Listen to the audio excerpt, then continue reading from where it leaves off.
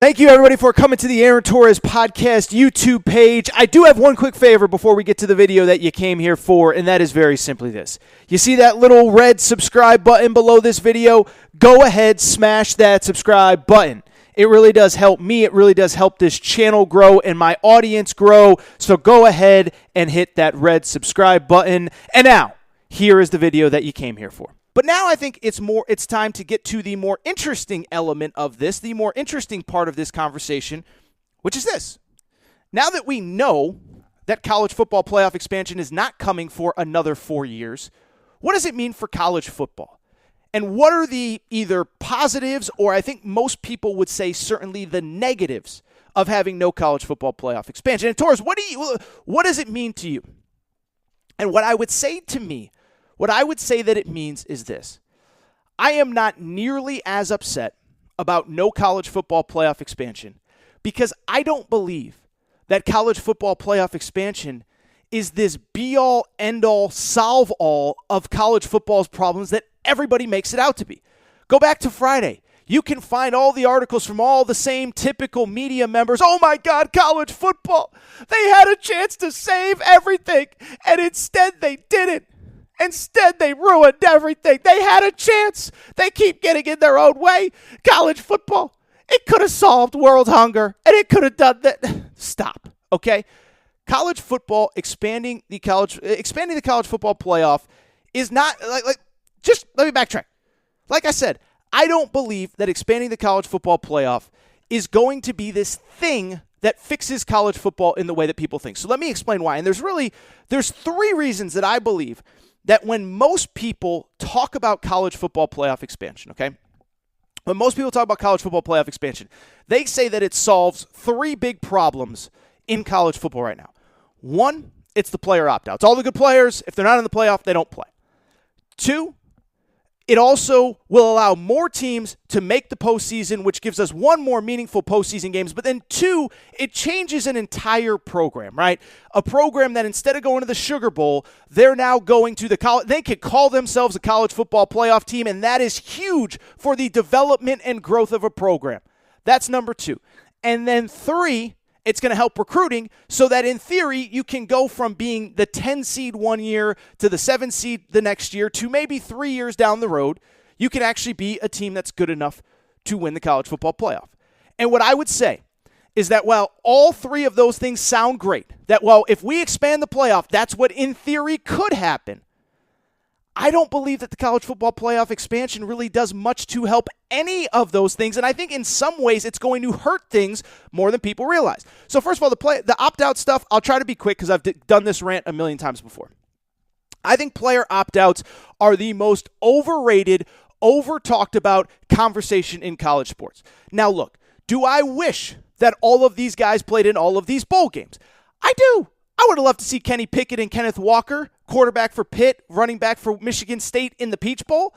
I would have loved to see Garrett Wilson and Chris Olave, wide receivers for Ohio State in the Rose Bowl. And I get that in a perfect world, all of these guys would complete their season. I also don't blame any of them for not playing. But what I would also say is people talk about this as if this is this terrible, awful thing that needs to be fixed again. We need to fix. These are the top three things that need to be fixed in the world right now. We need to solve world hunger. We need to solve global warming, and we need to make sure that players don't opt out of bowl games.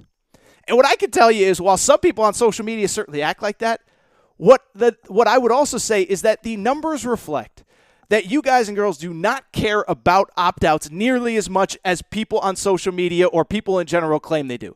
And you know how I know? I just got the facts to back it up. Forget my opinion on this. Let's just look at the facts. Let's go back to this past bowl season, okay? Let's go back to this past bowl season. You know what the number one rated game in college football was for the entire season, the entire 2021 season that obviously bled into early 2022 in January?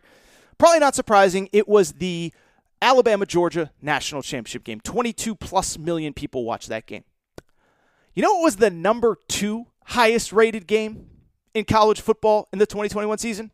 Well, it obviously, it must have been Georgia-Michigan, right? College football playoff in Miami. Harbaugh and the Khakis versus Kirby and the Visor. Nope. Well, it must have been Alabama-Cincinnati. Alabama-Cincinnati.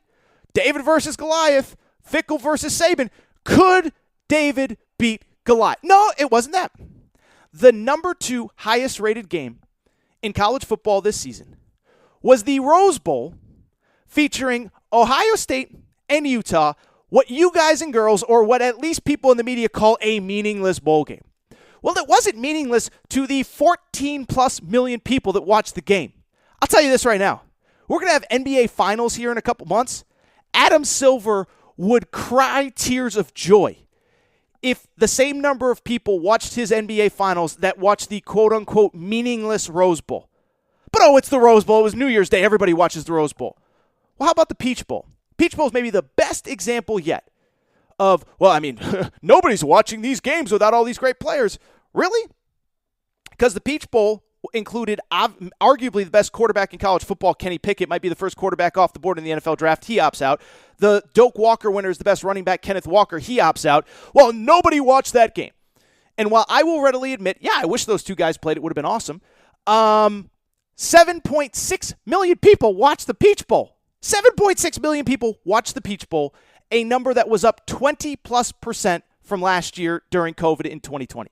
So the idea that you guys and girls care that much about opt-outs, it's just simply not true. And this idea that everything has to be for a championship and have meaning, can we stop with that? Like that's another rant outside of the college football playoff. But can we stop pretending like everything has to have this incredible meaning and everything has to be for... Did you watch the dunk contest on Saturday night? Did you watch the three-point...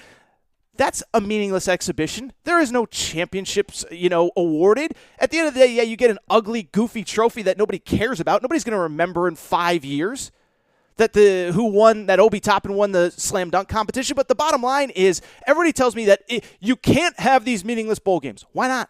We have a meaningless slam dunk contest. We have a meaningless home run derby. We have a meaningless Pro Bowl. We have a meaningless MLB All-Star game. We have a meaningless NBA All-Star game. So why can't college football have a few exhibitions? And if kids don't want to play, don't play. But you guys aren't not watching because of it. So does expanding the college football playoff really fix it fixes opt-outs, but does anybody really care? I don't think that they care.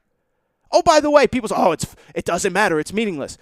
There's an entire fake sport called professional wrestling, and tens of millions of you buy pay-per-view WrestleMania 37 or whatever. Like, stop with it's ruining college football. It's not ruining college football at all. Nobody is upset that Kenny Pickett did not play in the Peach Bowl. I wish he had played, but he didn't.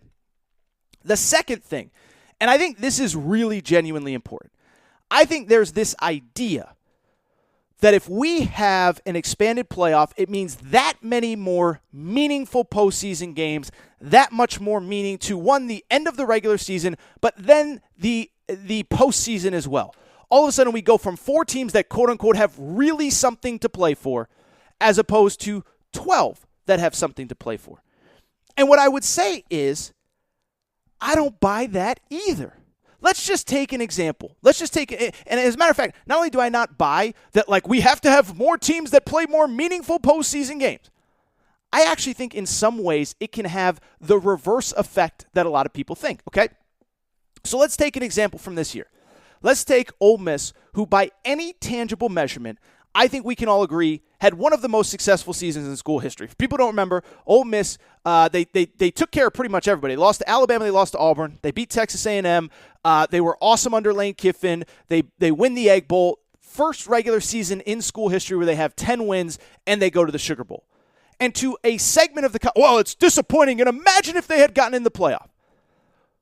Well, let's imagine that they got into an expanded 12-team college football playoff. Okay, let's imagine that instead of Ole Miss going to the Sugar Bowl, instead of going to New Orleans, they instead got into a 12-team college football playoff. As the way the bracket would have fallen, Ole Miss was the number 8 ranked team in college football, which means that they would have hosted Oklahoma State in round 1. Let's say they beat them.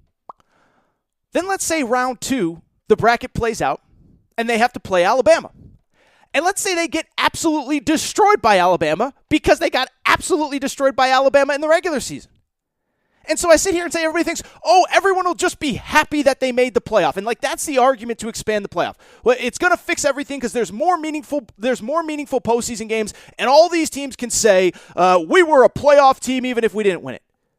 That's not how college football fans think. College football fans don't think like that. What college football fan do you know that's sitting there saying, well, we're just happy to be there. Give us the participation trophy. We finished number 11. That's not how college football fans think. And as a matter of fact, I think expanding the playoff, and it's going to happen. So this isn't like don't expand the playoff because it's going to happen. But I don't think it's going to have the effect that a lot of people think. I think a lot of people think a school like Ole Miss, well, they'll just be so thrilled they got into the playoff. No, they won't. They'll be furious. And think about an Ole Miss fan, how they feel about their team and their program today versus how they would feel if there was a playoff. Right now, think about how an Ole Miss fan feels after this past season under the current system. Under the current system, this is how an Ole Miss fan feels. 10-win regular season, absolutely incredible. Loved every second of it. Then we get to go to New Orleans for the Sugar Bowl. And yeah, some of you call it meaningless, but some of y'all went to New Orleans and I bet had 2 or 3 great days in New Orleans, had a blast on Bourbon Street, drinking Hurricanes, whatever. You go, you lose that bowl game, but we all know there was injuries, there was this, there was that. And I think most Ole Miss fans kind of feel good coming out of this past 2021 season of like, damn, 10-win regular season, Sugar Bowl, that was awesome. Now let's change it to what it looks like under a playoff system. Same 10-win season, we're thrilled.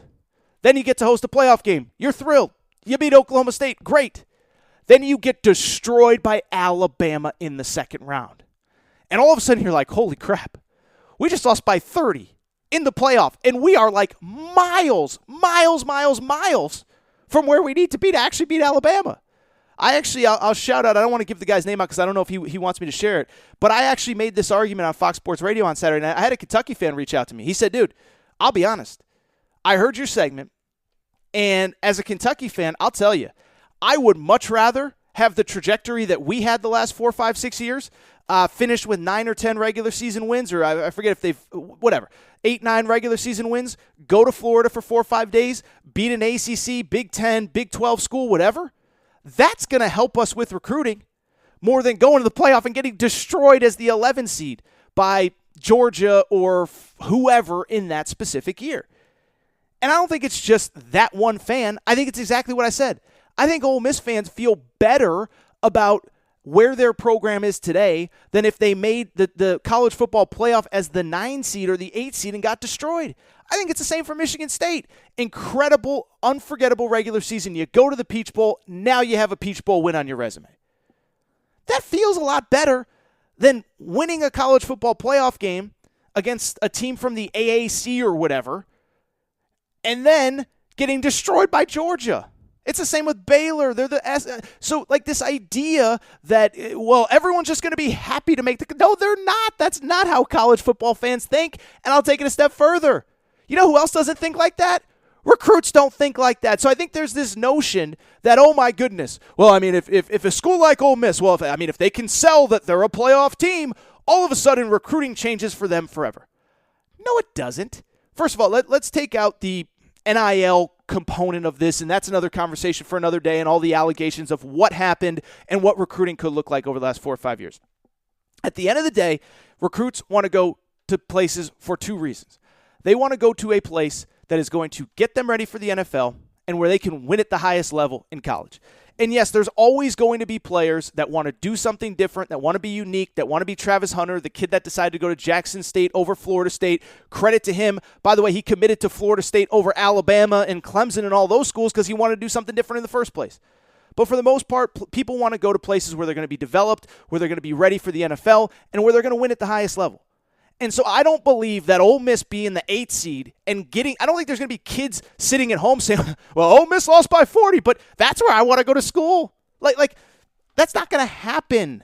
That's not going to happen. First of all, most of the recruiting class is already signed by the time these bowl games – before this expanded college football playoff would happen. So that's one.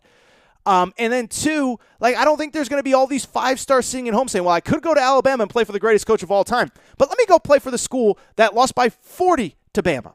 That's not going to happen. And so to me, I just sit back and I'm just like, I'm not, let me even backtrack. I'm not like anti-expansion, because one thing about this show that you guys and girls know, I don't fight what's inevitable. Like there was a time where I hated the idea of a one-time transfer rule. Then at some point it's like, okay, well this is going to happen. I can either keep complaining about it or I can adjust my coverage to cover the one-time transfer rule accordingly. Same with NIL. Wasn't a fan, had some concerns, a lot of the concerns that are kind of popping up right now. But at some point I was like, it's here. We got to deal with it. We got to cover it. It's going to change how we do things. And it's the same with the college football playoff. At some point, it's going to expand because there's way too much money involved. But, like, I just don't think, I just can't sit here and say that it is this be-all, end-all, solve-all that everybody wants to make it think. I don't think it significantly alters how many people watch because of opt-outs, because you guys and girls watch these quote-unquote meaningless bowl games anyway. I don't believe that it's going to fundamentally alter how we feel about our program. Oh, my God, I'm so happy I was the 11 seed and got destroyed by Georgia in round 2. I don't think it changed, and I don't think it changes recruiting. But I do think, what I will say, I do think there is one thing that can actually help both the college football regular season, the college football postseason, and I think it's already happening. This is what I want to do. I'm going to take a quick break because I'm going long, as I always do. When I come back, I'm going to tell you the one thing that is actually going to help college football and the college football playoff that has nothing to do with expansion, and it's already happening now. I'll be right back, party people.